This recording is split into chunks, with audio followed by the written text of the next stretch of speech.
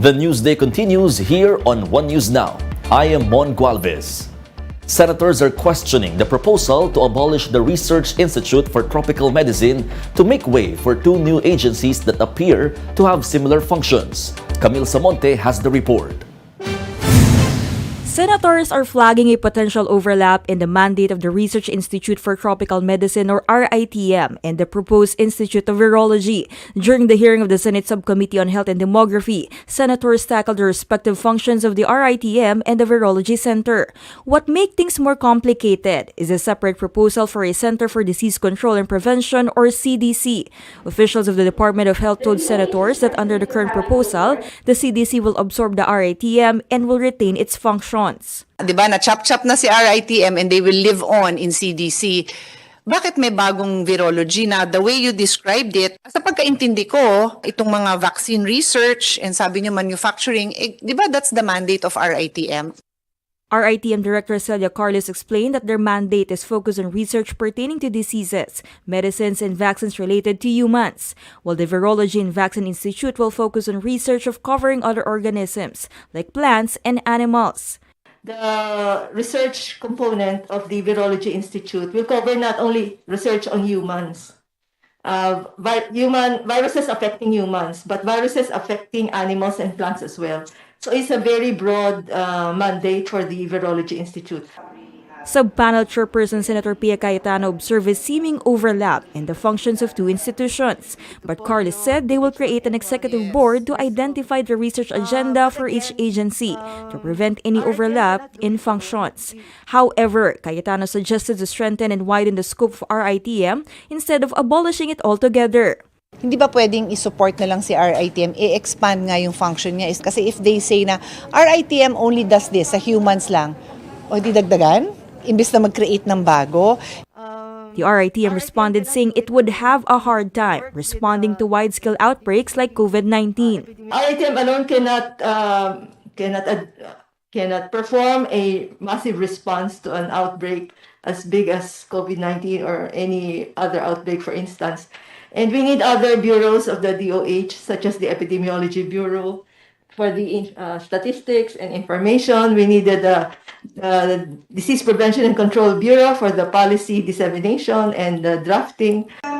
Senators are now asking for a detailed outline on the structure and functions of RITM and the proposed Virology Institute. Cayetano also wants more clarification on the matter of fund allocation. For News 5, Camille Samonte, We Are One News.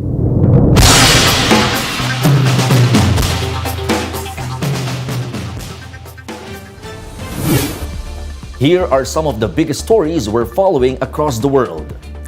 India's Supreme Court is set to examine a petition seeking legal recognition of same-sex marriage in the country. The petition wants gay marriage to be allowed under the Special Marriage Act, which legalized interfaith unions. India's High Court has given the government 4 weeks to respond to the petition. In Indonesia, over 300 people were killed while 24 others are still missing after a magnitude 5.6 earthquake hit the town of Cianjur.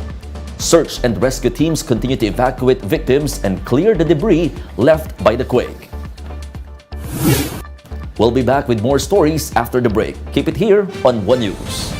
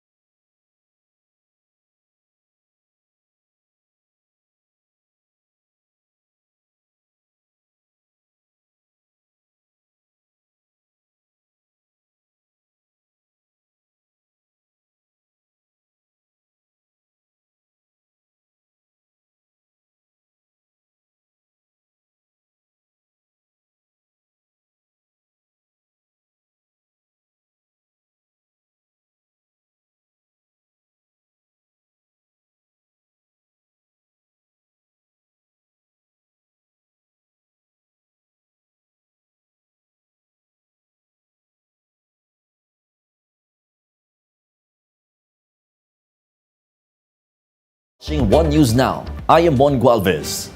PLDT has started laying down its new submarine cable system in Nasugbu, Batangas.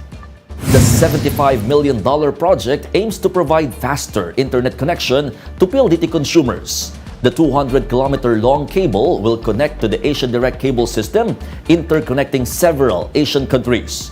Once the system is completed in December next year, PLDT's international capacity may increase by up to 100 terabits per second. This can power up to 17 simultaneous live video streaming.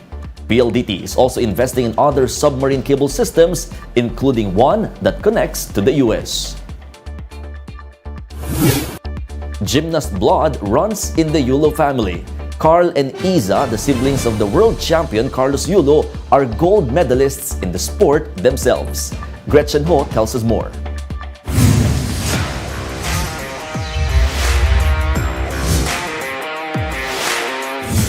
Two more Yulos brought home pride for the country as they bagged 10 medals in the recent JRC Artistic Gymnastics Stars Championship held in Thailand. Kaloy Yulo's younger brother, Carl Eldrew, won 6 gold medals, including 1 in the floor event, while the youngest of the Yulo siblings, Eliza, finished the competition with 4 golds. It was an unexpected result after the athletes were sidelined for 2 years due to the pandemic. Eliza and the rest of the young Pinoy gymnasts revealed that they had to do online training until restrictions were eased. For them, all the hard work and sacrifice finally paid off. Masaya po kasi parang makakakuha ulit ako ng mga medalya pa. Dadami po ulit. Pero hindi ko po in-expect na mananalo po ako ng gold. Sobrang saya ko po kasi lahat po ng pinagpagudan namin ni Coach Tico, first aid po. Isa Yulo was inspired to take on gymnastics at the age of 4. She used to go to the gym and watch brother Kaloy do amazing moves. Parang gusto ko rin po tumambling-tumbling nun. Tapos nung mga 2 years old po, lagi po ako nasa gym. Lagi po ako nandun. And just like her brother, Isa also wants to become an elite gymnast. But she also understands the pressure and dedication needed to pursue the sport.